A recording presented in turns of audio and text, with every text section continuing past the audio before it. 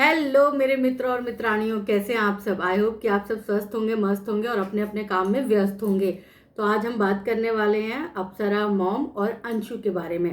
देखो, अंशु इनवाइट करने के लिए पहुंची थी अप्सरा मॉम और उनकी फैमिली को अपनी ननद की बेटी के जन्मदिन के मौके पर। अब इस फंक्शन में जो अंशु के पिताजी लगेंगे, यानी कि सचिन के जो फादर हैं, वो पहुंचे थे, सारा सामान लेके पहुंचे थे। और आज जो है वो अंशु ने सारा सामान जो है अपने व्यूअर्स को भी दिखाया।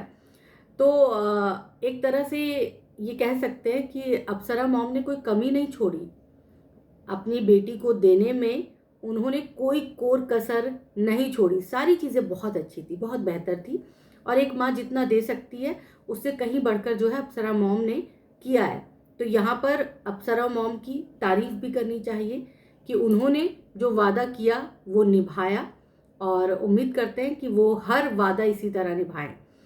दूसरी तरफ अंशु जो है, अंशु को भी एक सपोर्ट मिला है, क्योंकि बहुत दिनों से नाराज़गी चल रही थी, बहुत दिनों से जो है मनमुटाव चल रहा था, दिलों में बहुत सारी चीज़ें थी जो चल रही थी, निकल नहीं पा रही थी। लेकिन फाइनली ये सारी चीज़ें जो है अब ख़त्म होने के कगार पर हो गई है। देखो, मैं ये नहीं कहूँगी कि राज परिवार का विवाद खत्म हो जाएगा, क्योंकि राज परिवार जो है वो विवादों में रहता है। अब यूट्यूब पर है और कंटेंट चाहिए, तो कंटेंट, विवादित कंटेंट, जैसा कि आप सभी को पता है कि विवादित कंटेंट बहुत ज़्यादा लोग देखना पसंद करते हैं, और इस बात से जगत भैया बड़ी अच्छी तरह से वाकिफ़ है।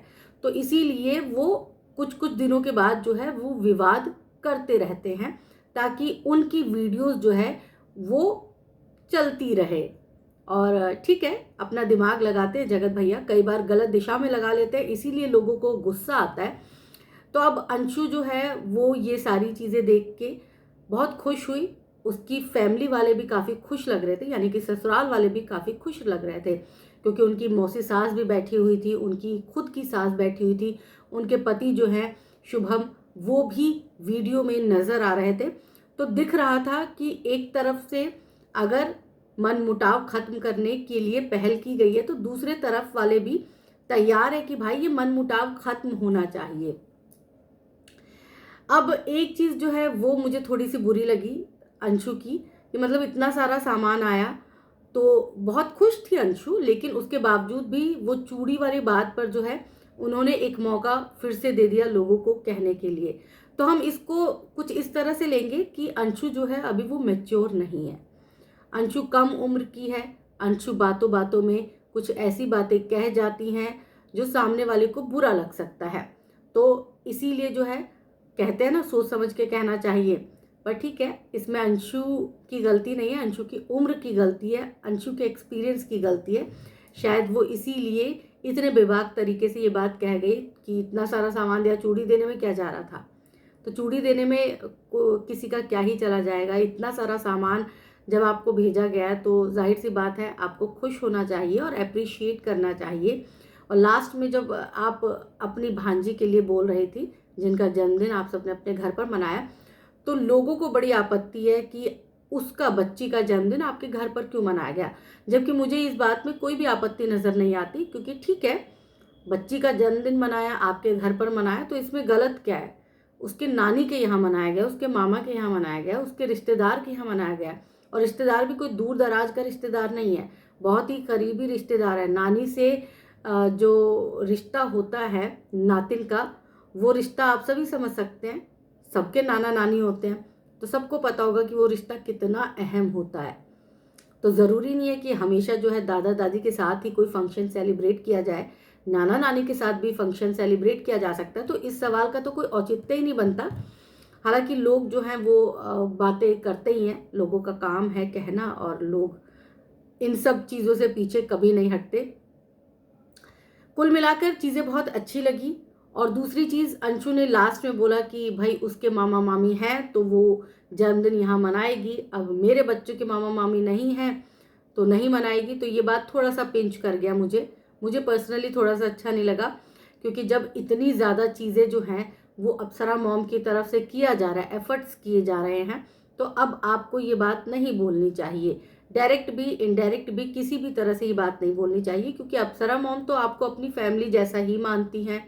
जिस तरह से उन्होंने दिया लिया, जिस तरह से उन्होंने आपको माफ़ कर दिया, वो लगता है कि देखो अपनी औलाद जैसा वो भले ही ना कर पाए, लेकिन अपनी औलाद के जैसा वो करना चाहती हैं। बहुत सारे लोग बोलेंगे कि ब्लड रिलेशन होता है, तो आई अग्रीड, मैं भी इस बात से सहमत हूँ कि ब्लड रिलेशन हमेशा ब्लड रिलेशन ही होता है। लेकिन अप्सरा मॉम जिस तरह से अपने आप को आगे करके चीज़ें कर रही हैं, तो कई बार खूनी रिश्तों से भी अहम होते हैं आपके द्वारा बनाए गए रिश्ते।